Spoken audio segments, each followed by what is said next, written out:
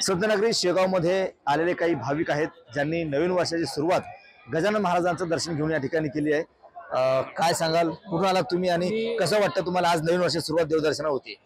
मला खूप चांगलं वाटतं आहे। मी दरवर्षीप्रमाणे शेगाव हे दर्शनाला येतो।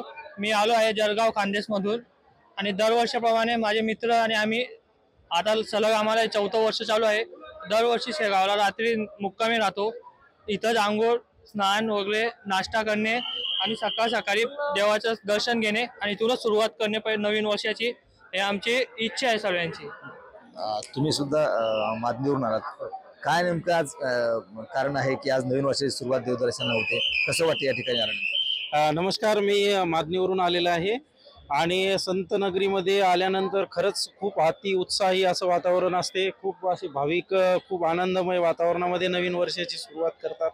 अतिशय उत्साही वातावरण आहे आणि आम्हाला 100 किलोमीटरवरून येणं लागते, त्यामुळे खूप आनंद वाटतो। इथं आल्यानंतर खूप उत्साह आणि कुठंतरी एक ऊर्जा आपल्याला संचारते आणि त्याच उत्साहामध्ये आज नवीन वर्षाची नवीन सुरुवात मी आणि माझी मुलगी आम्ही दोघेही परिवारासोबत कुटुंब दर्शनाकरता आलेला आहे। जय गजानन। काय वाटतं, कसं वाटतं तुला इथं?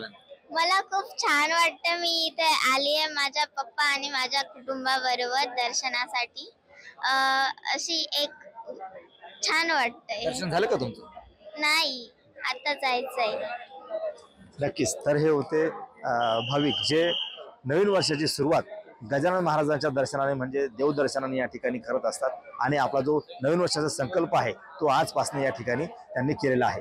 कॅमेरामन नीरज देशमुख सह गणेश सोळंकी, TV9 मराठी, शेगाव, बुलढाणा।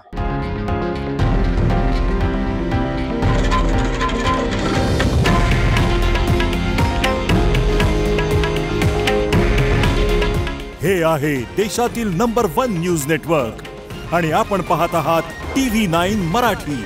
काळजी तुमची, हित महाराष्ट्राचं।